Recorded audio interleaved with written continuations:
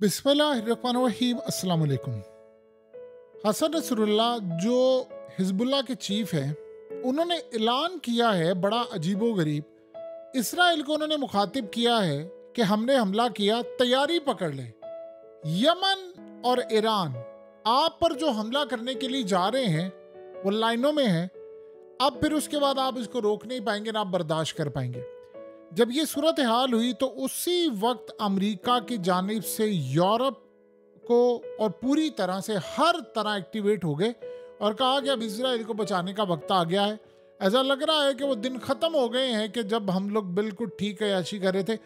अब ये जो यमन और ईरान हमला करने के लिए जा रहे हैं, ये कितना ख़तरनाक हमला है कि इस वक्त इसराइल में तमाम चीज़ों को पीछे रखकर हाई अलर्ट कर दिया गया है। और प्लान ये बन रहा है इसराइल का कि इससे पहले कि ईरान हमला कर दे, हम जाकर उसकी न्यूक्लियर फैसिलिटीज उड़ा दे। ये आज जो धमकी दी गई, इसकी डेवलपमेंट तो आप समझे, लेकिन सबसे पहले समझे ये आपकी स्क्रीन पर जो शख्स आ रहा है, ये कौन है? इतना ज्यादा अहमियत का हामिल 29 साला पेवल दुरुफ, ये शख्स कौन है कि पुतिन की जानिब से क्लियरली फ्रांस को धमकी दी गई है कि हमें हमारा बंदा वापस चाहिए, हर सूरत हमें हमारा बंदा वापस चाहिए। और अगर ऐसी सूरत हाल कोई पैदा हुई तो फिर बड़े भयानक नताज भुगतने के लिए आप तैयार रहें। इस शख्स ने क्या बनाया और इस लड़की का क्या किरदार है उसको गिरफ्तार करवाने में, जो बड़ी खूबसूरत है। असल में एक बात समझ लें कि एक ऐप है टेलीग्राम के नाम से। जिस तरह व्हाट्सएप काम करता है, इस तरह टेलीग्राम काम करता है। टेलीग्राम को बनाने वाला है ये शख्स। ये बिलियंस ऑफ डॉलर का मालिक है। ना इसका कोई घर है, ना कहीं रहता है, रेंट पर जाता है, जहां पर रहना। कहता मैं कभी भी नहीं रहता, मेरे पास बड़ा पैसा है लेकिन मैं इन चीज़ों पर ज़ाया नहीं करता। ये रूस में पैदा हुआ। अब हुआ ये है कि रूस में पैदा होने वाला ये जो शख्स है, इसके पास फ्रांस की भी नेशनैलिटी है। सीन ये हो रहा है कि ये जो जितनी इसराइल और इनकी ये जंग जारी है, या अफगान तालिबान ने जो अमेरिका के खिलाफ, उस वक्त तो इनको इजाज़त नहीं थी मीडिया पर आने के लिए, जितनी दुनिया के अंदर तमाम लोग सेंसर हो जाते हैं वो सारे के सारे टेलीग्राम पर जाते हैं और पूरा वर्ल्ड वहाँ से इंफॉर्मेशन लेता है, चाहे वो लेबनान हिजबुल्लाह के हवाले से हो, हमास के हवाले से हो, और इसी तरह दुनिया के अंदर तमाम जितनी ताकतें हैं, ये यमन के हवाले से, ये सारे के सारे जाते हैं और यूज़ करके आगाह करते हैं पूरी दुनिया को। अब असल में यहाँ पर एक बात आप अच्छी तरह समझ लें, तकरीबन दुनिया की 1 अरब के करीब आबादी टेलीग्राम इस्तेमाल करती है और रशियंस बहुत ज़्यादा इस्तेमाल करते हैं। इस शख्स को गिरफ्तार कर लिया गया है फ्रांस से। ये जा रहा था वहाँ पर अपने प्राइवेट जेट से, इसको गिरफ्तार कर लिया गया।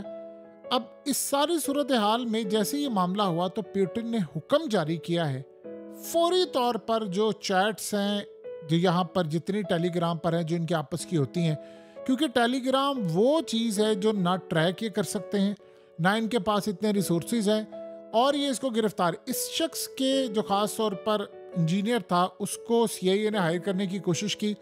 ये समझ रहे रूस के अंदर जितनी कम्युनिकेशन होती है लोग टेलीग्राम के ऊपर करते हैं, और पुतिन का इसके ऊपर काफ़ी असर और जाहिर सी बात है पैदा हुआ, लेकिन इसके पास फ्रांस की भी नेशनैलिटी है।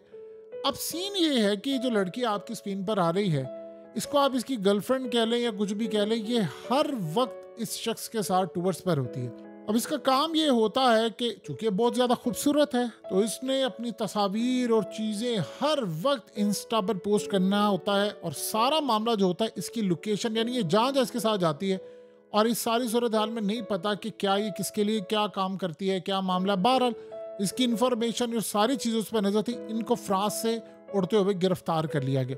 पुतिन ने फौरी तौर पर कहा है कि इमीडिएटली मेरा बंदा मुझे वापस चाहिए। मसला सारा ये है कि इसके पास सारी चीज़ें, वो इसको कह रहे हैं कि तुम्हारी जो टेलीग्राम ऐप है वो इस्तेमाल होती है कि यहाँ पर दहशतगर्द इस्तेमाल करते हैं, माफियाज इस्तेमाल करते हैं। यानी दुनिया में इस जैसे शख्स ने जो जवाब देना होता है वो ये कहता है कि अब दुनिया के अंदर जितने बदमाश हैं, सारे मंशियात वो मर्सिडीज़ में लेकर जाते हैं, तो मर्सिडीज़ को बैन कर देंगे।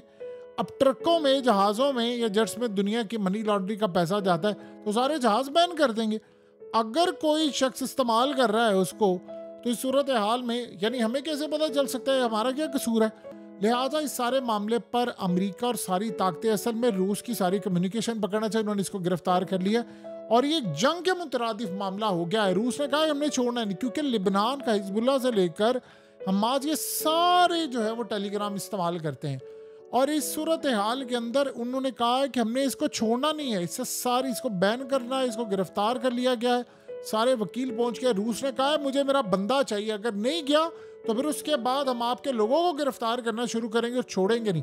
यहाँ पर हालत ये है कि इसके बाद इलॉन मस्क को पैगाम दे दिया गया है, उसको भी अरेस्ट किया जा सकता है किसी भी वक्त, क्योंकि अब सोशल मीडिया पर एक्स से आपको पता है कि पाकिस्तान में भी बैन है, उससे इतना तंग है, वो कहता है कि खुलकर बोलो जितना बोलना है। और इस सूरत हाल के अंदर सारे काम ये कर रहे हैं कि इसको भी गिरफ्तार करें और उसके बाद बाकी ताकतें, यानी पूरी दुनिया में अब ये मामला शुरू हो गया है। आप ये देखिए अब ऐसी जंग छिड़ने वाली है जिससे पहले पहले उन्होंने छोड़ना नहीं है तमाम मामला में इन लोगों को। अब वो कह रहे हैं इसको कि आप हमें यानी कंप्रोमाइज करवाना चाह रहे हैं इसको। अब प्यूटिन को अगर फ्रांस के ऊपर आने वाले वक्तों में मिसाइल भी मारना पड़े तो उस बंदे को रिहा करवाने के लिए तो आखिरी हद तक जाएगा, क्योंकि ये राइट हैंड समझ लीजिए इस वक्त बना हुआ है। ताकि प्यूटिन ने कोशिश की कि इसको मैनेज करने की, लेकिन वो इतना उस लेवल पर नहीं कर सके। ये फ्रांस का नेशनल भी है लेकिन पैदा हुआ है रूस में। अब ये जो लड़की है ये भी रूसी है लेकिन ये रहती किसी और मुल्क में है। सो इस सारे सूरत हाल के अंदर सबसे बड़ा मसला तो यहाँ पर ये पैदा, लेकिन इसके बाद जो स्नैरियो चल रहा है वो ये है कि अब आप ये सोचें कि हसन नसरुल्लाह ने अब ये सारे जो ये काम कर रहे हैं वो टेलीग्राम यूज करते हैं। हसन नसरुल्लाह ने कहा है इजराइल को कि तैयारी पकड़ लेना, हम आ रहे हैं, लेकिन मैंने जो हमला किया हम सेकंड फेज में आ रहे हैं। इसके बाद अब यमन तुम पर हमला करने वाला है और यमन के बाद अब अगला नंबर आने वाला है ईरान का। वो लाइन में है और वो तुम्हें ऐसा सबक सिखाने वाले हैं कि तुम्हारे सारे के सारे रेडार सिस्टम, सारे के सारे डिफेंस सिस्टम उसके टुकड़े टुकड़े होने वाले, तुम्हें पता ही नहीं चलेगा हम तुम्हारे साथ करने क्या वाले हैं। ये बहुत बड़ी बात है, बहुत बड़ी बात है। सो इस सारी सूरत हाल के अंदर इसराइल का जो मामला है उनको ये बात अच्छी तरह समझ आ गई है कि अभी आज जो हमला हुआ है हमारा डिफेंस सिस्टम कामयाब नहीं हुआ, चाहे दुनिया में आप जितनी मर्जी कहानियां करा ले कि भाई हमने रोक लिया फलाना कर लिया, उन्हें छोड़ने वाले। अब आप ये सोचें ईरान जो हमला करेगा वो सबसे तगड़ा होगा, तो इसका मतलब है कि ईरान को ये खबर मिल चुकी है कि इसराइल मुझ पर हमला करने वाला है, वरना वो कभी ये काम करता ही ना। यानी आप ये सोचें कि ईरान ने आज किससे धमकी दिलवाई है? हसन नसरुल्लाह से। कब दिलवाई है?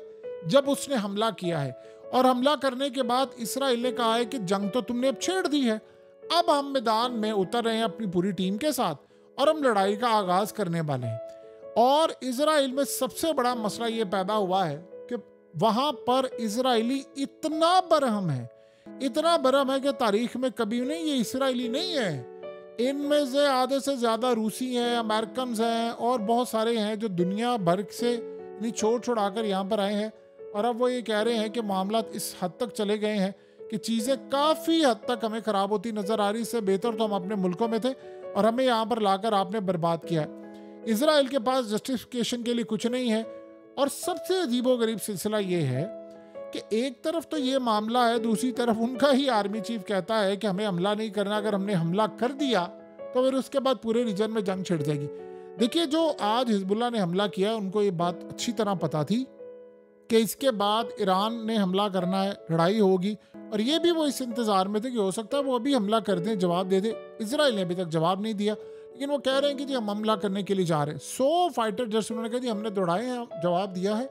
लेकिन लिबनान ने कहा है कि झूठ बोल रहे हैं कि हमारा हमला नाकाम बना है। उन्होंने कहा कि असल हमारा टारगेट था 8200 इंटेलिजेंस यूनिट, जिसने सारी इंफॉर्मेशन सारा कुछ करके फवाद शुक्र का दिया जो मुखबिरों के साथ थी, तो हमने उनको नहीं छोड़ा। और इसराइल को ये बात देखिए, सारी बातें आप अपनी जगह समझ लें, 11 मिलिट्री बेसिस को नुकसान पहुंचाया है।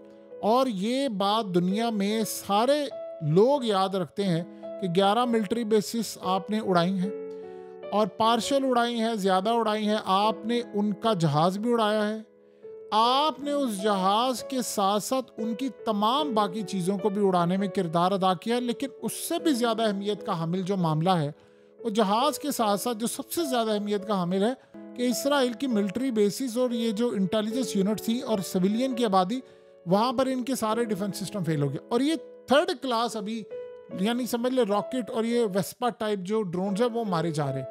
तो आप अंदाज़ा कर लें कि जब ये ईरान के ऊपर जंग इन सब के साथ छेड़ दी तो इन्होंने यहाँ से हमलों की बरसात की, फिर वहाँ से शाम से हमले शुरू हो गए, फिर इराक से हमले शुरू हुए।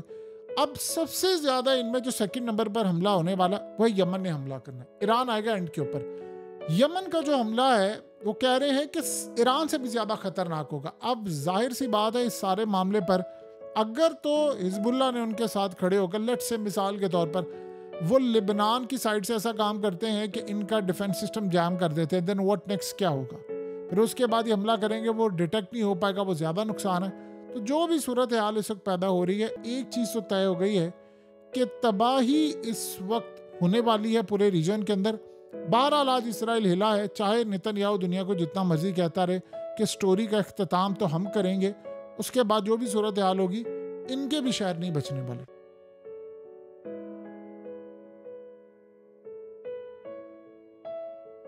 हकीकत टीवी को सब्सक्राइब करना मत भूलें, वीडियो को लाइक करें, शेयर करें और कमेंट सेक्शन में अपनी राय का इजहार ज़रूर करें।